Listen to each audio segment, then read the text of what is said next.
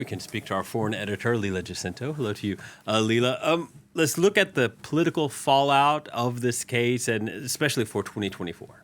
Oh, yes. Well, before we start into the political fallout, what's the legal fallout? Let's be clear on this. The U.S. Constitution imposes no restrictions for candidates that they require a clean criminal record to run for office. What's also the case is that this is an indictment by the Manhattan District Attorney's Office. So this covers New York state law. Right?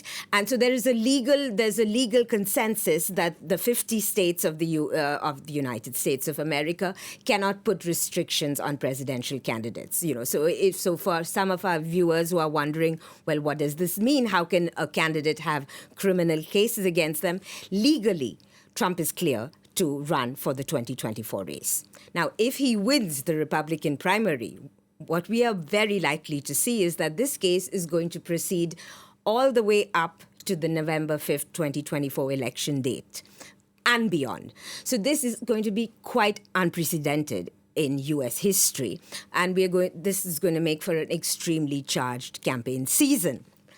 Politically, how does this play? Well, broadly, the American electorate can be divided into the Democrats, the Republicans, and the undecideds, right? Among the Republicans, there are the Republicans who will go with Trump, his hardcore base. Then you have the Republicans who don't like him but are sort of intimidated by him, right? When it comes to the base, Trump has given every indication that this is going to play in his favor. And he's even stated how this is going to play out on the campaign trail. He's going to weaponize this indictment, and he's already said that this will backfire massively on Joe Biden. Trump has a past record of using all these legal and moral woes against him to his favor. I mean, he's not called Trump Teflon for nothing. The problem here now comes with the Republicans who don't really like him, would like another candidate, but are intimidated by him. Now, this indictment in the run-up to the election basically is pitting a Republican opposition against the Democrat who holds the White House. Right? So Republicans in this very binary, partisan political climate are going to find themselves having to sort of toe the line with Trump against this narrative that he is going to constantly play out to his base, that somehow there is an East Coast elite establishment, a sort of deep state that is legally harassing him. So the Republicans who would really like to see Trump out of the picture are going to find themselves very constrained, because in the end, they will have to toe, the Republican Party lines.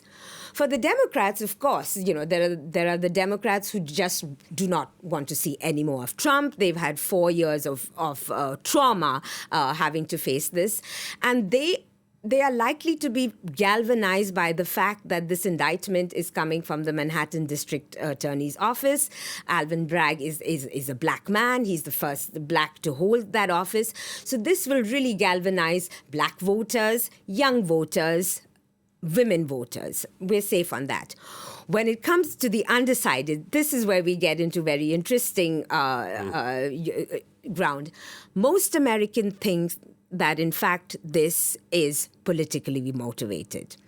So we're in crystal ball territory. We're going to have to see how this is played out, how the case is played out, and more importantly, what is the Democratic narrative on it. Right now, the Democrats seem to be simply caught on a very defensive back foot. The Republicans have seized the narrative.